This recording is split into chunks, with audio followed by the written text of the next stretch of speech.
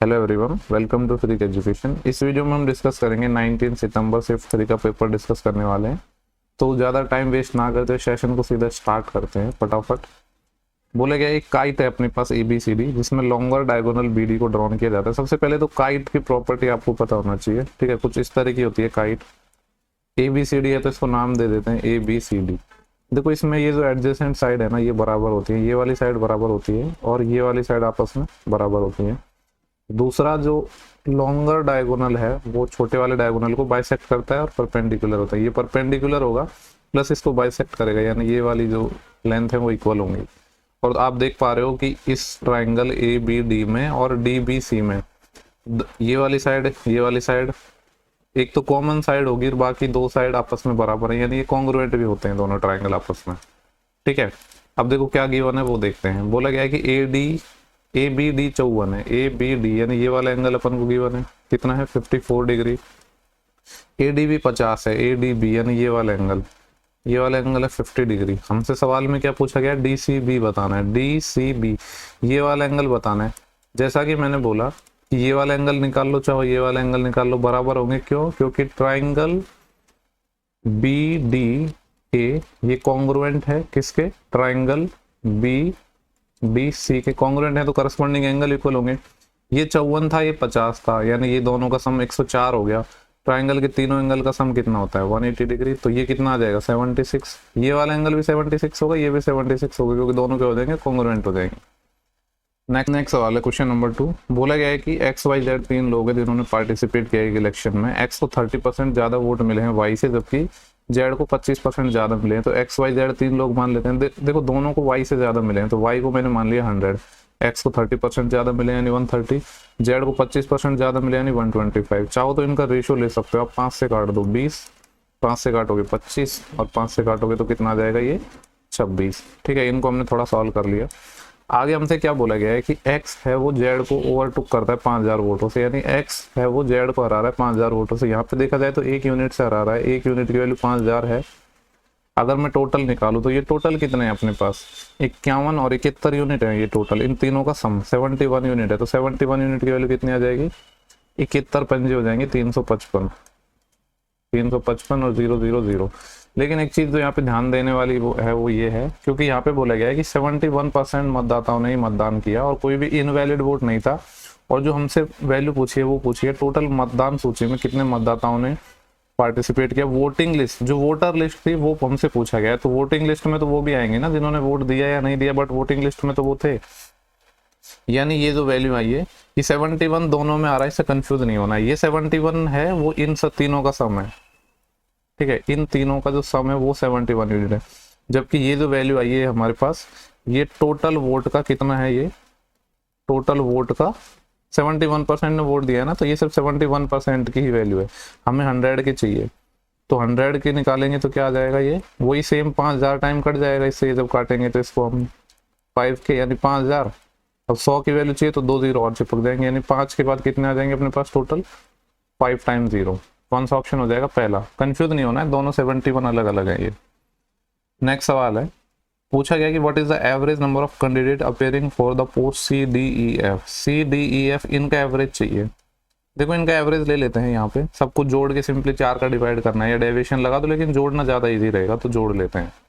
0 फिर 0 देन 9 6 15 और 3 18 और 1 19, 1 असेल 1 और 8 9 9 9 18 18 5 23 23 और 5 28, यानी 28 900 में 4 का भाग देना है। 4 7 28, 4 दूनी 8, फिर 1 बचा 10, 4 दूनी 8, 2 बचे, 1 सेकेंड, हाँ ठीक है, 2 बचे 20, तो 4 पंजे 20, तो 7225 ऑप्शन थर्ड। नेक्स्ट सवाल है, बोल रहा है कि what is the average expenditure in lakh on tennis, golf, swimming and basketball if the expenditure of cricket is 72 lakh. देखो एक्सपेंडिचर पूछा है, एवरेज एक्सपेंडिचर किस किस का, टेनिस पर। अब टेनिस देखो ये है ब्लू कलर वाला, यानी यहाँ पे टेनिस है ये 85 डिग्री। उसके बाद क्या है, गोल्फ का है ये वाला ग्रे कलर 48। गोल्फ के बाद क्या है, स्विमिंग का येलो कलर है ये 45 डिग्री। एंड बास्केटबॉल यहाँ पे है 52 डिग्री। इनका एवरेज पूछा है और हमसे बोल रहा है क्रिकेट का जो एक्सपेंडिचर है वो 72 लाख है। क्रिकेट कौन सा था, ये वाला, यानी ये क्रिकेट को रिप्रेजेंट कर रहा था, ये 60 डिग्री, यानी यहाँ पे 60 डिग्री की वैल्यू सवाल में बोला था 72 लाख है, और हमसे इन सब का एवरेज पूछा था। कौन कौन से का एवरेज? ये वाला, देन ये एंड ये। तो सबको जोड़ के पहले एवरेज ले लेते हैं। 2 और 5 7, 7 और 8 15, 15 और 5 20 का 0, 2 कैरी, 2 और 5 7, 7 और 8 15, 15 और 4 19, 19 4 23, यानी 230 एवरेज लेना है। 4 है तो 4 का डिवाइड करना पड़ेगा, तो ये कितना आ जाएगा? 4 पंजे 20, फिर कितने बचेंगे यहाँ से अपने पास? 3 30 हो जाएंगे, 4 संते 28, फिर 2 4 पंजे 20, यानी 57.5 इसकी वैल्यू हमें चाहिए। इसको अगर सॉल्व करेंगे हम तो 6 से काटेंगे तो ये आ जाएगा 12 6 72, 1.2 आ जाएगा, यानी इसकी हमें मल्टीप्लाई करना पड़ेगा 1.2 से। ये जो डाटा आएगा ये लाख्स में आएगा।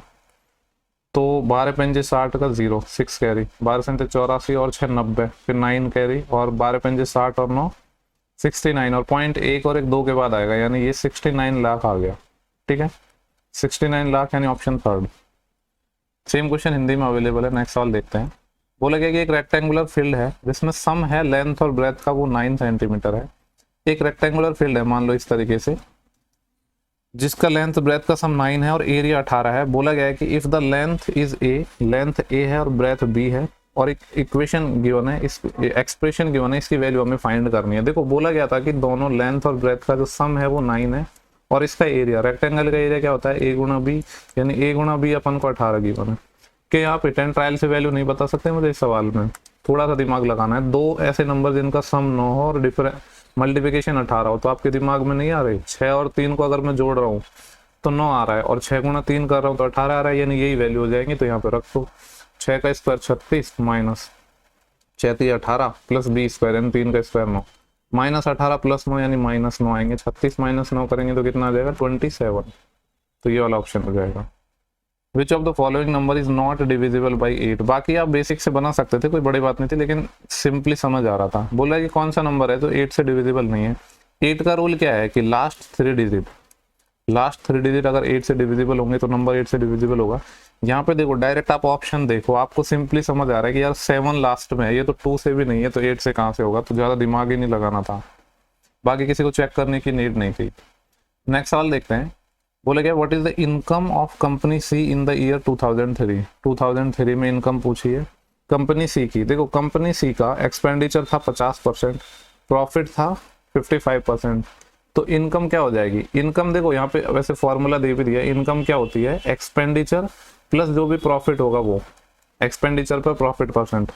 तो सिंपली मैं कह सकता हूँ कि एक्सपेंडिचर अपने पास 50 था और जिसपे प्रॉफिट हुआ 55%, यानी मैं ऐसे भी बोल सकता हूँ ना कि 50 का हमें कितना चाहिए? 155% चाहिए, क्योंकि एक्सपेंडिचर हो गया अपने पास 50, तो प्लस इस एक्सपेंडिचर का प्रॉफिट परसेंट और चाहिए, यानी 50 का 55% और चाहिए, तो 55/100, ये 50 से 2 टाइम चले जाएगा, तो ये 55/2 27.5 आएगा। तो 50 और 27.5 यानी 77.5।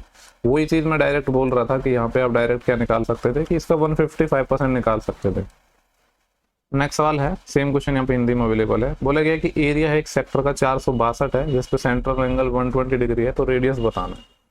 देखो सेक्टर का एरिया क्या होता है? Pi r square into theta upon 360, pi की वैल्यू 22/7।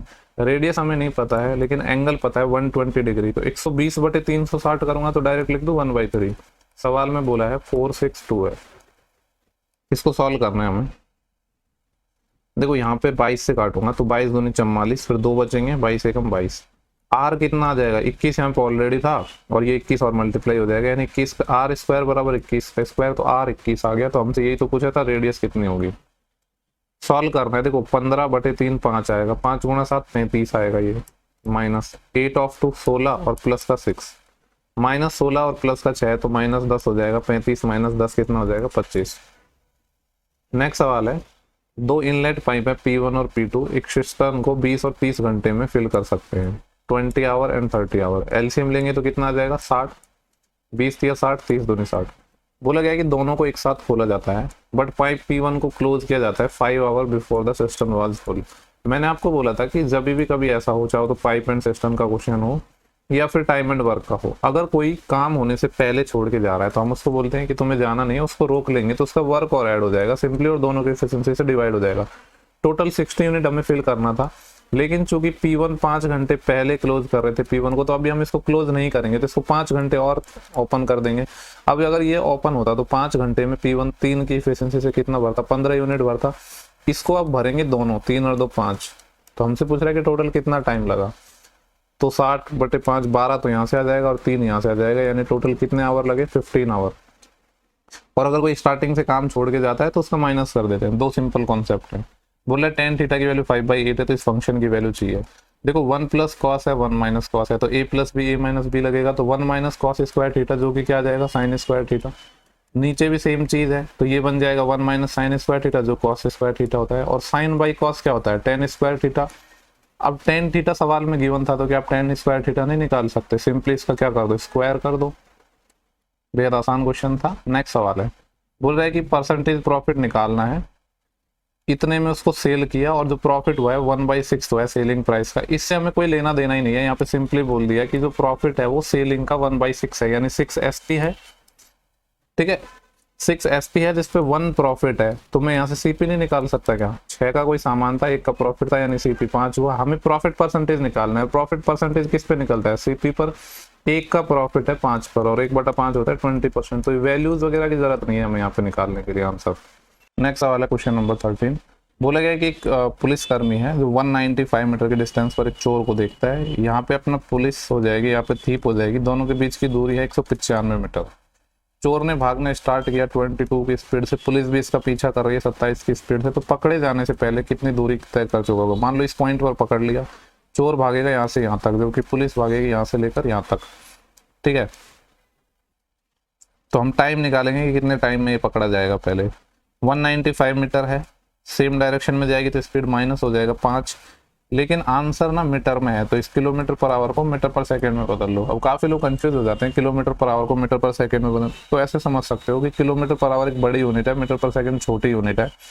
तो किलोमीटर पर आवर से मीटर पर सेकंड में बदलें तो 5/18, और अगर मीटर पर सेकंड को किलोमीटर पर आवर में बदलें तो 18/5 से मल्टीप्लाई करना होता है। ठीक है, तो 5 इस 5 से काट दो इसको, तो ये कितने टाइम कट जाएगा, 5 या 15 और 5 नाम 45, 39 टाइम। अब तो कुछ कटेगा नहीं, तो ये आ जाएगा 39, 18 ऊपर चले जाएगा, डिवाइड बाई 5, इतना सेकंड इसको लगा।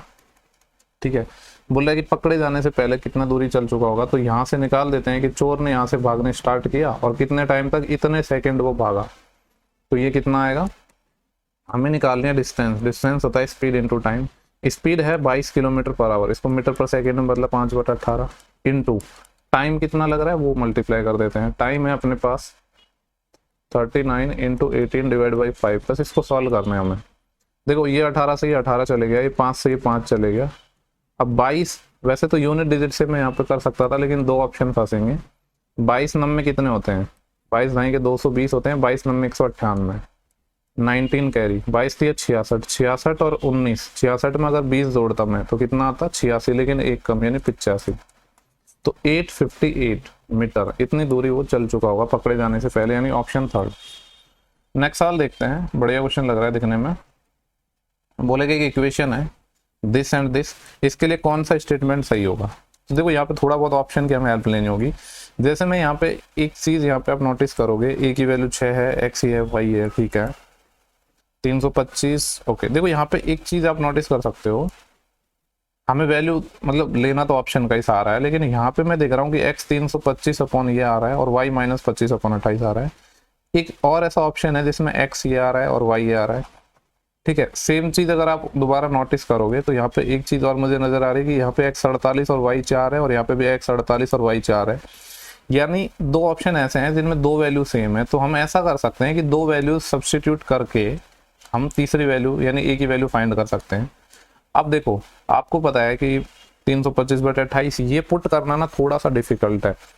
एग्जामिनर ने वैसा ही सवाल लिखने में खतरनाक बना दिया है, तो वो इतना भी आप बेरहम नहीं होगा कि इस तरह की गंदी वैल्यू देगा। तो हम ट्राई करेंगे कि ये जो x बराबर 48 है, y बराबर 4 है, ये वाले ऑप्शन को हम हम अज्यूम कर रहे हैं कि हो सकता है ये आंसर हो, यानी x बराबर 48 और y बराबर 4 हम सब्सटीट्यूट कर रहे हैं। फिर हम a की वैल्यू निकाल लेंगे। ठीक है, हो सकता है ये आंसर ना हो तो फिर दूसरी वाली वैल्यू हमें लेनी पड़ेगी। तो a की वैल्यू यहाँ पे इक्वेशन 1 में मैं रख रहा हूँ, ये आ जाएगा, देखो x की वैल्यू है 48, तो ये आ जाएगा 48a plus a² + 1, a² + 1 into y, और y था 4, ये 4 के बराबर है, ठीक है। एंड दूसरी इक्वेशन क्या आ जाएगी, x की वैल्यू मैंने रखी है 48, तो 48 का 4 गुना, 50 का 4 गुना 200 होता, लेकिन उससे 8 कम, यानी 192 प्लस a इंटू वाई, और y की वैल्यू 4 है, 4a बराबर a स्क्वायर। देखो यहाँ से ना एक इक्वेशन बन रही है, कोई भी एक इक्वेशन से ना आप a निकाल लो। जैसे यहाँ पे अगर यहाँ पे मैं इस वाली वैल्यू से निकालूं, अब देखो एक और तरीका, हम दोबारा ऑप्शन को यूज कर सकते हैं। जैसे अगर मैं देख रहा हूँ तो या तो जब ये दो वैल्यू लिए हमने, तो या तो a हमारे पास 6 आ रहा है या a हमारे पास -12 आ रहा है। अगर मैं यहाँ 6 लेता हूँ तो आपको पता है 6 का स्क्वायर सिर्फ कितना होगा, 36 होगा। यहाँ पे 6 का स्क्वायर सिर्फ 36 होगा, और ये वैल्यू 192 प्लस 4 टाइम a है, यानी 6 नहीं होगा, पॉसिबल ही नहीं है, 6 तो नहीं हो सकता। तो ये वाला ऑप्शन हमने एलिमिनेट कर दिया। तो ऐसा नहीं है कि 4th को लगा देंगे, क्योंकि ये चीज़ हमने अज्यूम की थी। तो फिर a की वैल्यू -12 लेके देखते हैं। अगर मैं -12 लेता हूँ तो स्क्वायर करेंगे तो ये तो 144 आ जाएगा, ये आएगा 192 माइनस a की वैल्यू -12, तो ये 48। तो अगर 192 में से 50 जाता तो 142 आता, लेकिन 2 ज़्यादा, यानी 144 आ रहा है ये। तो ये वाली वैल्यू सब सेटिस्फाई कर रही है। चाहो तो इस वाली इक्वेशन में सब्स्टिट्यूट कर सकते हो, या फिर ये क्वाड्रेटिक इक्वेशन बनता, ठीक है, जिसको आप सॉल्व कर सकते थे। यहाँ से a की वैल्यू -12 निकल जाती, लेकिन क्वाड्रेटिक सॉल्व करने से बेटर था कि हमने यहाँ, क्वाड्रेटिक तो ये भी था, सॉल्व तो इसको भी हम कर सकते थे, बट वैल्यू ही हमने ले ली ना, वो ज़्यादा बेटर था। ठीक है, तो उम्मीद कर रहा हूँ कि सवाल क्लियर हो गया होगा। नेक्स्ट सवाल पे हम चलते हैं। बाकी इसको सॉल्व कर सकते थे, कोई बड़ी बात नहीं थी। यहाँ पे ये क्या था, a square -4a -192 equal to क्या आ जाएगा, 0। देखो 192 है तो 16 से ये कट जाएगा, ये हो जाएगा 12 से भी कट जाएगा। ये 192 को मैं क्या लिख सकता हूँ, 12 इंटू 12 एकम 12 7, 12 इंटू 16। देखो दोनों का डिफरेंस 4 आ रहा है, -4 हमें चाहिए, तो हमें क्या करना पड़ेगा, जो 16 है उसको बड़ा माइनस का लेना पड़ेगा, यानी इसके फैक्टर क्या आ जाएंगे, माइनस का 16 है और प्लस का 12 है। तो यहाँ से जब सॉल्व करोगे तो a की वैल्यू आएगी +16, एक आएगी -12, तो +16 तो है नहीं, -12 ऑप्शन में अवेलेबल था। ठीक है, उम्मीद कर रहा हूँ क्लियर हो गया होगा। नेक्स्ट सवाल पे चलते हैं। बोला गया एक कुकर है जो 12,500 रुपये में अवेलेबल है, डीलर सक्सेसिव डिस्काउंट देता है 6, 6 एंड 4% के, तो सेलिंग प्राइस क्या होगा। सिंपली सॉल्व करना है, 12,500 रुपये पे 6% का डिस्काउंट दिया है, यानी इसने कितने में बेचा होगा, 94% में, तो 0.94 से मल्टीप्लाई, फिर वापस 6% का डिस्काउंट यानी 0.94 से मल्टीप्लाई, फिर 4% का डिस्काउंट, 4% 1/25 होता है, यानी इसने बेचा होगा फिर ये 24/25 में। इसको हमें सॉल्व करना है, 25 से इसको काट सकते हैं, 25 × 125। अब देखो यहाँ पे ये जो 00 है ना, ये एक के पॉइंट हटाने के काम आ सकते हैं, यानी ये हो जाएगा 94 × 5 × 0.94 और × 24। बस इसको सॉल्व करना है, हमारा आंसर आ जाएगा। अब देखो 24 × 5 को मैं पहले मल्टीप्लाई कर रहा हूँ, क्योंकि यहाँ से 0 निकल के आएगा, क्या आएगा, 120 आएगा, × 94 × 0.94 था। देखो ये 120 का 0 मैं यहाँ से उठा लूँ तो यहाँ एक ये पॉइंट आगे बढ़ जाएगा, यानी ये 9.4 हो जाएगा। यानी मैं कह सकता हूँ पॉइंट के बाद एक डिजिट तो आएगा, तो ये दो ऑप्शन तो नहीं हो सकते। अपने डिजिट लगा सकते हैं ना, जैसे देखो ये 4 चौके 16, 6 6 दूनी 12, यानी एक पता है कि एक पॉइंट आएगा और पॉइंट के बाद 2 आएगा। अब यहाँ पॉइंट के बाद 6 था, तो ये भी नहीं होगा, ये वाला ऑप्शन हो जाएगा। बाकी आप सॉल्व कर लेना, लेकिन यूनिट डिजिट से हमने इसको सॉल्व कर लिया। ठीक है, तो उम्मीद कर रहा हूँ क्लियर हो गया होगा। बाकी आप डिजिटल सम वगैरह ये सब चीज़ लगा सकते थे, बट मैं नहीं प्रीफर करता हूँ, ना मैं बताता हूँ। नेक्स्ट सवाल है, बोला गया कि प्रणव ने 20% की सिंपल रेट के हिसाब से इतने रुपए की राशि उधार ली। देखो ये सेम सवाल है, ये इतनी बार ज़्यादा रिपीट हो गया कि अब तो आपको याद हो जाना चाहिए। ये कितना पैसा उधार लिया इसने, 5,98,397, इतना पैसा उधार लिया 20% के हिसाब से, और फर्स्ट ईयर के एंड में उसने इतना रुपये लौटा दिया।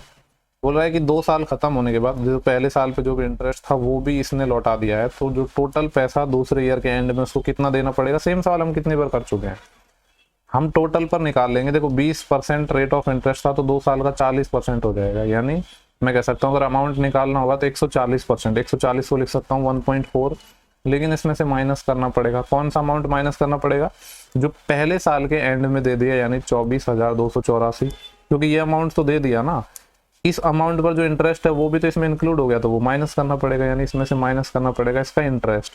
अब इस पे इंटरेस्ट कितना आया, 20% था, यानी 1 साल का कितना हो जाएगा अमाउंट, 120%, यानी इस पे 1.2 जो वाला जो अमाउंट है, ये वाली वैल्यू भी हमें माइनस करनी होगी, क्योंकि ये जो पैसा दिया 1 साल बाद, ये प्लस इस पर 1 साल का इंटरेस्ट है, ये दोनों चीज़ हमें माइनस करनी पड़ेगी।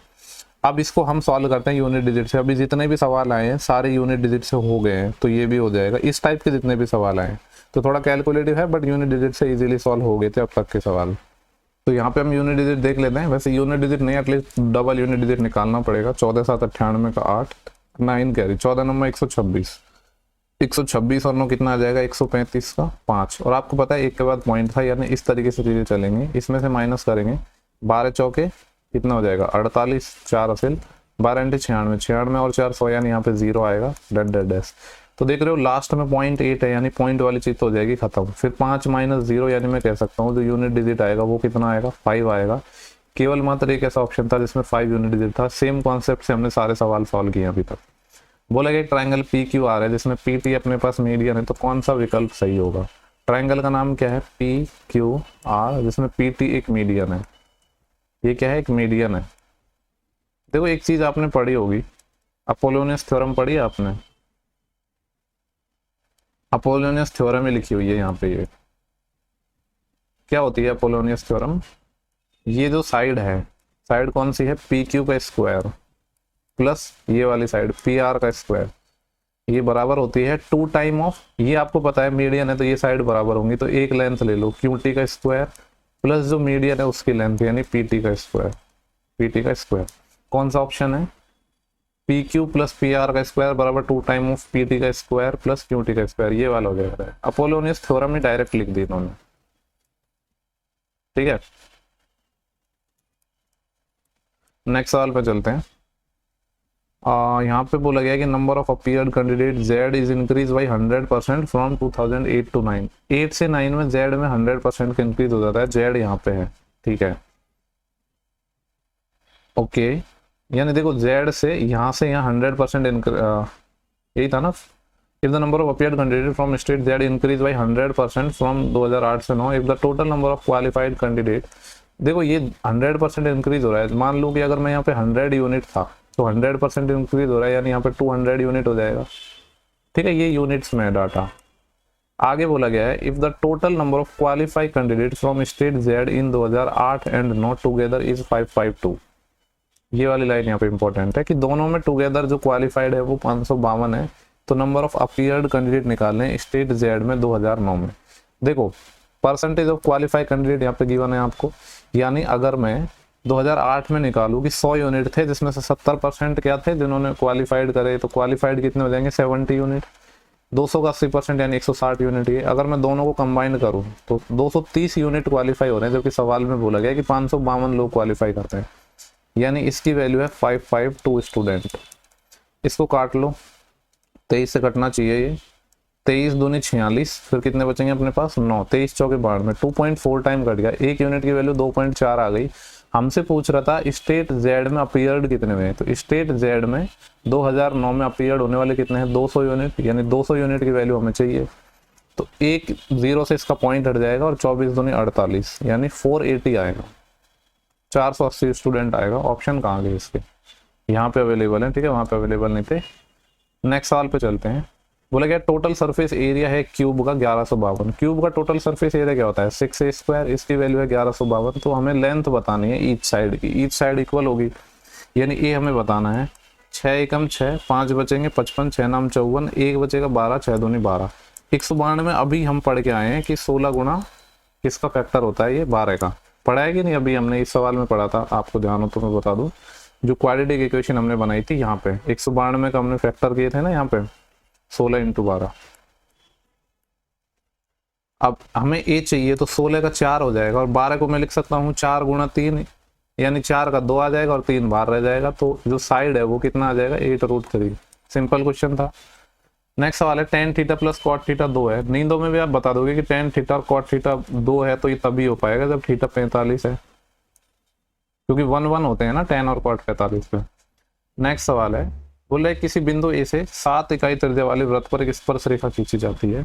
ये एक सर्कल हो गया, इस पॉइंट से एक टेंजेंट खींची जाती है, ठीक है, पॉइंट ए से, जिसकी रेडियस है 7 यूनिट। उसी पॉइंट से हम एक सेकेंड लाइन पे ड्रॉ कर रहे हैं जो सर्कल को कट करती है बी और सी पर। इस तरीके से हो गया, ये थोड़ा नीचे बनाता हूँ, बी और सी को कट कर रही है। पॉइंट बी नियर है, near then A and C, B है वो सी की तुलना में ए के क्या है, पास है, तो बी पास में है ए के, यानी बी यहाँ आएगा और सी इधर आएगा। ठीक है, हमसे क्या बोला गया सवाल में, देखो हमें लेंथ किस किस की गिवन है यहाँ पे, what is the length of B C, B C की लेंथ हमें बतानी है, इसको एक्स मान लेता हूँ मैं।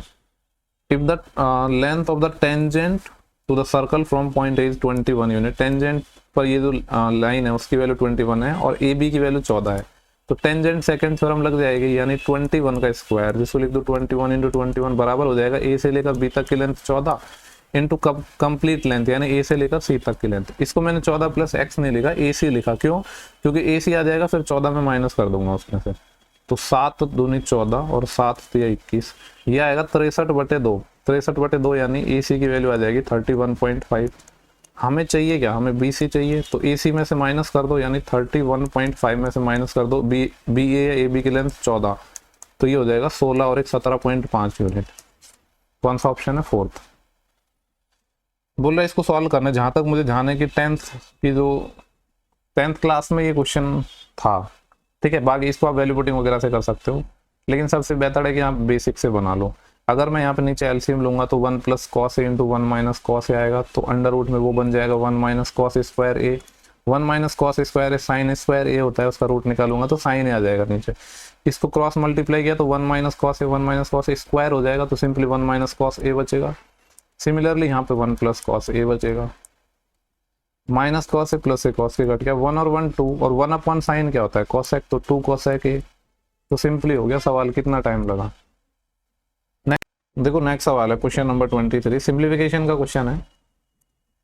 ओके यहाँ पे 1 3, ओके देखो ये वैसे तो ये सवाल थोड़ा कैलकुलेटिव होगा या फॉर्मूला वगैरह बन जाएगा, लेकिन थोड़ा सा आप दिमाग लगा सकते हो कि जो सारे के सारे यूनिट डिजिट है ना वो डिफरेंट है, तो इसको हम यूनिट डिजिट से ही बना लेंगे। कैसे, देखो 5 की पावर 4 करोगे तो 5 की कितनी भी पावर कर लो आप, 5 ही आएगा यूनिट डिजिट, तो यहाँ पे तो आएगा 5 प्लस यहाँ पे यूनिट डिजिट है 0, यहाँ पे है 1 माइनस 5 की पावर कितनी कर लो, यहाँ भी 5 आएगा, यानी ऊपर जो यूनिट डिजिट आएगा वो 1 आएगा, और यहाँ पे क्या है 5 की पावर करोगे, यहाँ पे 5 है, यहाँ पे 5 है और यहाँ पे 5 है, तो 5 और 5 10, 10 और 1 कितना आएगा 11, यानी यहाँ पे यूनिट डिजिट 1 है, तो ओवरऑल यूनिट डिजिट क्या आ रहा है 1 ही आ रहा है। नीचे यहाँ पे कोई ऐसा नंबर होगा, ऊपर वाले नंबर को आप नीचे वाले नंबर से डिवाइड कर रहे हो, 1 को किससे मल्टीप्लाई करोगे कि ऊपर वाला जो नंबर है उसका यूनिट डिजिट 1 आ जाए, तो कोई ऐसा ही नंबर होगा ना जिसमें लास्ट में 1 आएगा, तो वो यही वाला ऑप्शन होगा, ऑप्शन 2। नेक्स्ट सवाल है, रेशियो है बॉयज और गर्ल का एक कॉलेज में 5:6 है।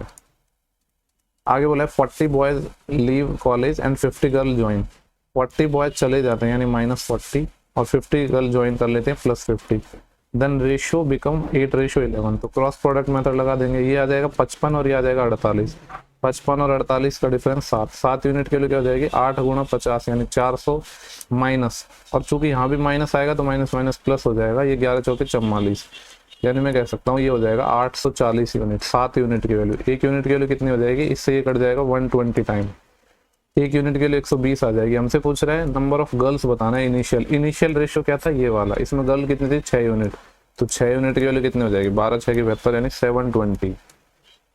लास्ट सवाल है, एक क्लास में 30 स्टूडेंट अपीयर्ड हुए हैं, एवरेज है 12 स्टूडेंट का 62 एंड रेस्ट का 68, टोटल 30 थे तो रेस्ट कितने हुए 18, 18 का 68 है, तो ओवरऑल बताना है क्लास का क्या होगा। सबसे पहले इनका रेशियो ले लेते हैं 6 3 18 और 6 2 12, यहाँ पे हम डेविएशन लगा सकते हैं, हमें चाहिए क्लास का एवरेज, तो मैं मान लेता हूँ कि क्लास का एवरेज 62 ही था। अब डेविएशन कितने का आया, यहाँ 62 और यहाँ पर 68 है, 6 का डेविएशन और इसके रेस्पेक्ट में रेशियो क्या है 3, इसको डिवाइड करेंगे इन दोनों रेशियो में यानी 2 और 3 5 में, तो 18/5 है, 18/5 होता है 3.6, क्योंकि आप टाइम स्पीड डिस्टेंस में पढ़ते हो तो कन्वर्ट करते हो 18/5 3.6, तो ये हो जाएगा 62 और 3 65.6, 65.6 यानी ऑप्शन नंबर 2। तो ये पूरे 25 क्वेश्चन इसके हो गए हैं। ठीक है, नेक्स्ट सेशन जल्दी प्रोवाइड करवाऊंगा, तब तक के लिए पढ़ते रहिए। Thank you for watching, have a good day.